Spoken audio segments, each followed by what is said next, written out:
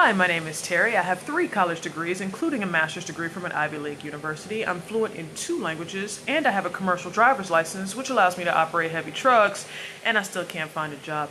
My girlfriend's been working at a fast food restaurant for the last 9 years, but what she really wants to do is become an elementary school teacher. So every day I'm going to be coming on here and telling you guys stories about things that I think are cool or interesting, and then I'm going to teach you a little bit of Spanish until I can earn enough money to send my girl to teaching school. So today we got a really interesting topic. We're talking about the French Revolution. So here's the scene. Toward the 18th century, the people of France are really getting sick of the way the country is ruled.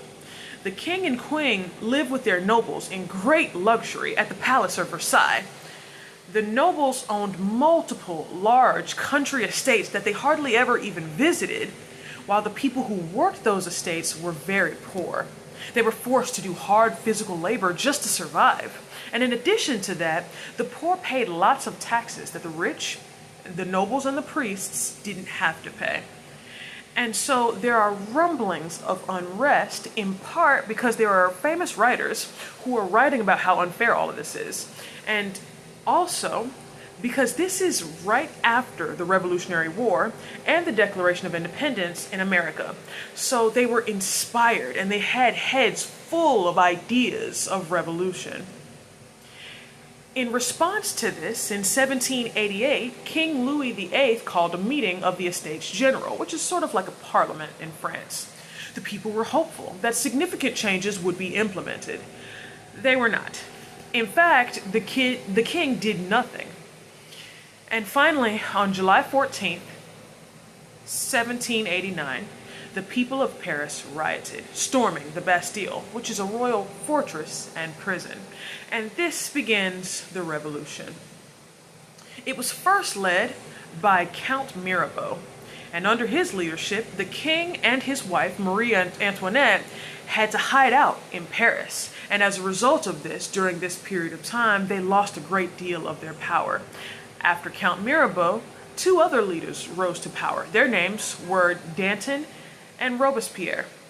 Under them, the movement became even more bloody, and this period is known as the Reign of Terror. Nobles and priests were hunted down.